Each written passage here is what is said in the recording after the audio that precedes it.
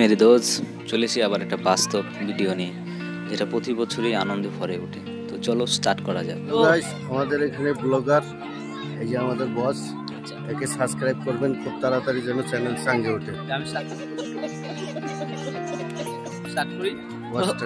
Hello everyone, this my new blog. তো guys, আজকে চলে এসেছি আমাদের জনপ্রিয়, সেটা হচ্ছে অষ্টমী মেলা আর কি। শুরু করছি ব্লগটা এখান থেকেই। আর আগে তো আসতাম ঠাকুমাদের সাথে আর কি, মানে ছোট থাকতে। তো এইগুলা জায়গা খুব প্রিয় আমাদের। তো বহু বছর পর গেছেবারও একটা ব্লগ ছিল আমার, তো এটা হচ্ছে আমার সেকেন্ড টাইম ব্লগ আর কি।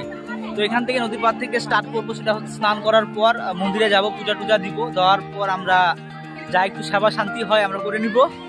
তো এটা হচ্ছে স্নানের ঘাট আর কি। তা আমার যে সঙ্গে যে কাকিমা আসছে, এই যে, তো চলো বেশি দেরি না করে স্নানটা করে নিই। তো গাইস, একটা কথা রয়েছে কিন্তু, সেটা হচ্ছে ন্যাচারাল কিছু। তো সেটাই হচ্ছে আমার এই ভিডিওতে। তার কারণ এই মেলাটা অনেক কিছু স্মৃতি, ছোটোবেলা থেকে অনেক কিছুই পাওয়া এই মেলাটায়। তো যাই হোক, এখন যে জায়গাটা রয়েছে সেটা হচ্ছে স্নানের ঘাট। আর এখান থেকে শুধু ভক্তরা, মানে লোকালে শুধু বলবো না, যে এখানে আমাদের শিবপুরে মেলা হয়, শিবপুরেই যারা আমার এই ভিডিওটা লোকালে যারা দেখছো তারা তো দেখছোই, আর দূরে থেকেও যারা আর কি, তারা তো ভালো করে জানো একটু আড্ডু যারা দেখে আর কি আমার ভিডিওটা। প্রচুর দূর দূর থেকে লোক আসে এখানে, মানে অনেকেরই মানত থাকে। তো যাই হোক, বিস্তারিত কিছু বলছি না এখন সেই মতো। তো এটা হচ্ছে নদীর সেই ঘাট আর কি একটা। আর এদিকে দেখতে পাচ্ছ টুকটাক খোলা, মানে আকাশে যেরকম করে আমরা একটা সময় এরকম করে আমরা মানে কলা টলা ধরতাম। যাই হোক, এটা একটা এনজয় মুমেন্ট খুব। আর তার সাথে মানে কিছুটা দূরেও ক্যাপচার করলাম দেখানোর জন্য আর কি, যে স্নানের ভক্তরা, স্নানের ভক্ত কি যারা স্নান করছে আর কি, পুণ্যার্থীরা। তো পুণ্যার্থীরা এখানে স্নান করে। তো তার ডাঙার মধ্যে ব্রাহ্মণ মশাই, ঠাকুর মশাই আর কি। তো ঠাকুর মশাই পূজা টুজো যা আছে এখানে সেরে নেয়, তারপরে হচ্ছে মন্দিরের দিকে আর কি। তো এটা ছিল একটা কিছুটা আর কি, যে কাকিমা ছিল আর একটা আমার যে বন্ধু। আর এদিকে আমরা যাচ্ছিলাম এই যে প্রসাদ নেওয়ার জন্য। দেখতে পাচ্ছ দুই সাইডে আর কি, যে প্রসাদের একদম মানে ঢিপি লাগিয়ে দিয়েছি সেরকম। তো রাধে রাধে। তো এখান থেকে আমরা একটু আড্ডু প্রসাদ নিয়ে নিলাম। আর জুতা রাখার জন্য তো এখানে অল টাইম মানে নিচে রাখা যায়, যে দোকানগুলো রয়েছে খোলামেলা। আর এদিকে যাচ্ছিলাম গেটের দিকে আর কি, আমরা পূজা দেওয়ার জন্য। তো প্রচণ্ড ভিড় দেখছি, একটা মানে এদিকে একটা বাহির গেট, তো সেরকম কিছু লেখা ছিল না, আর এটা ছিল প্রথম গেট আর কি। তো এদিকে ওই যে আমাদের তরুণ সাহেব, আর এদিকে লাইনটা দেখতে পাচ্ছ মহিলাদের আর কি, প্রচণ্ড বড় লাইন। তার সঙ্গে পুরুষের যে লাইনটাও ছিল ওইটাও কম না, মানে অনেক। আর এদিকে যাই হোক, একটু কাটাকাটি করার পর প্রতি বছর যেরকম করে একটু মানে ব্ল্যাকে ঢুকতে হয়, তো ঢুকে গেলাম দুই বন্ধুই। আর এরকম ছিল লাইনের পরিস্থিতি। আর ওদিকে গিয়ে আমাদের যে মহামায়া যে মন্দির দর্শন করতে হয়। তো যাই হোক, তোমাদেরকে দেখাই। আর ও যে লাইনটা যাই ছিল এটা দেখালাম প্রথমে,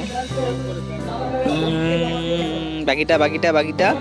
আর এই যে ছাগল টাগল নিয়ে আসে অনেকেই। তো লাইনের চলতি অবস্থায় আর কি। যাই হোক, মানে লাইনটা কিছুক্ষণ পর ছাড়ে, তো আমরাও আগাচ্ছি লাইনের মানে দিক দিয়ে। আর কি বলি গাইস, ব্লগটা যদি ভালো লাগে থাকে অবশ্যই লাইক সাবস্ক্রাইব করে দিও। আর সেরকম করে জানিও, মানে আমি জানি যে ব্লগ সেরকম করে হচ্ছে না, যাই কি করব, স্মৃতি হিসাবে রাখতে হয় সব কিছুই, তো রাখলাম। তো এখানে দেখতে পাচ্ছ ধূপকাঠি, তো এটা সব জায়গাতেই পাওয়া যায় এরকম করে দেওয়ার জন্য।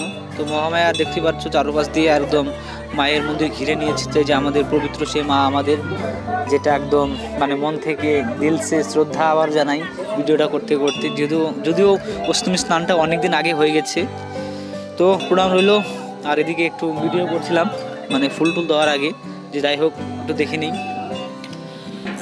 আর এদিকে যে প্রসাদ বাইরে যখন পূজা মানে মহামায়ের পূজাটা হচ্ছে মেন দেওয়ার পর, যখন মানুষ এদিক ওদিক যখন ঘুরে, তো গত বছরে যে ঠাকুরগুলো থাকে তারা সামনে নিয়ে রেখে বাতাসা কালেকশন করে আর কি, বলা যায় আর কি সেরকম। তো এরকম করে মানে একজনের ঠাকুরের দায়িত্বে একজন থাকে, বা নেটওয়ার্কে আর কি অনেক কিছু রয়েছে। তো সেরকম করে সবাই বাতাসা দিচ্ছে, আমরাও দিচ্ছিলাম। তো এটাও একটু দেখানো যায়। তো গাইস, পূজা আমরা দিয়ে নিলাম, একটু প্রসাদ আমরা গ্রহণ করি।